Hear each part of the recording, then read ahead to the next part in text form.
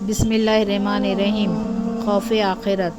حضرت عصمت رضی اللہ تعالیٰ عنہ جو کہ حضرت سیدنا عمر فاروق رضی اللہ تعالیٰ عنہ کے غلام تھے، فرماتے ہیں کہ حضرت سیدنا عمر فاروق رضی اللہ تعالیٰ عنہ روزانہ رات کو گشت لگایا کرتے تھے۔ ایک دن آپ رضی اللہ تعالیٰ عنہ کا گزر ایک جگہ سے ہوا جہاں آپ رضی اللہ تعالیٰ عنہ نے ایک گھر میں چھوٹے چھوٹے بچوں کو روتے ہوئے دیکھا۔ آپ رضی اللہ تعالیٰ عنہ نے ان بچوں کی ماں سے پوچھا، بچے کیوں رو رہے ہیں؟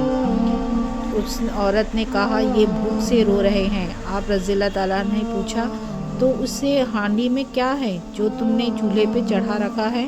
اس عورت نے کہا، گھر میں پکانے کے لیے کچھ نہیں ہے، میں نے بچوں کو تسلی دینے کے خاطر ہنڈیوں میں پانی ڈال کر اس چولہے پر چڑھا رکھا ہے۔ آپ رضی اللہ تعالیٰ عنہ نے اس عورت کی بات سن کر رونے لگے اور آپ رضی اللہ تعالیٰ عنہ اس وقت دارِ صدقہ میں گئے اور وہاں سے آٹا، گھی، کھانے کا سامان، کھجوریں، کپڑے اور کچھ درہم ایک تھیلے میں ڈالے اور مجھ سے کہا، اے عصمت رضی اللہ تعالیٰ عنہ، یہ تھیلیاں مجھ پر لاد دو۔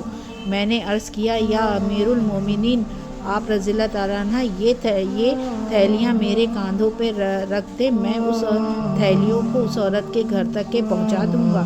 آپ رضی اللہ تعالیٰ نے فرمایا، اس میں ہی میں لے کر جاؤں گا، کیونکہ اس عورت کے متعلق آخرت میں مجھ سے سوال کیا جائے گا۔ حضرت عصمت رضی اللہ تعالیٰ عنہ فرماتے ہیں کہ میں تھیلیاں حضرت سیدنا عمر فاروق رضی اللہ تعالیٰ عنہ کے کندھوں پر لاد دیا اور اس تھیلیوں کو لے کر اس عورت کے گھر چلے گئے، اور آپ نے وہاں پر جا کر اس عورت کے گھر جانے کے بعد وہاں سامان اتارا اور اپنے ہاتھوں سے خود کھانا تیار کر کے اس عورت کے بچوں کو کھلایا۔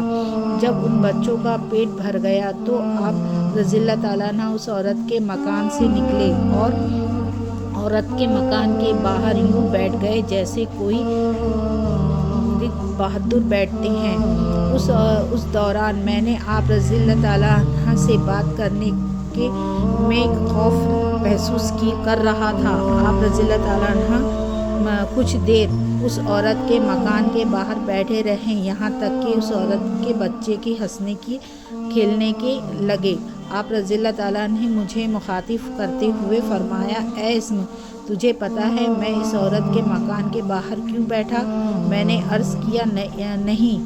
آپ رضی اللہ تعالیٰ عنہ نے فرمایا، میں نے جب پہلے دیکھا تو یہ بچے رو رہے تھے، اور اب جب میں نے انہیں کھانا کھلا دیا تو میں نے ارادہ کیا کہ میں اس وقت تک اس مکان سے نہ جاؤں گا جب تک کہ میں ان بچوں کو ہنستا کھیلتا ہوا نہ دیکھ لوں۔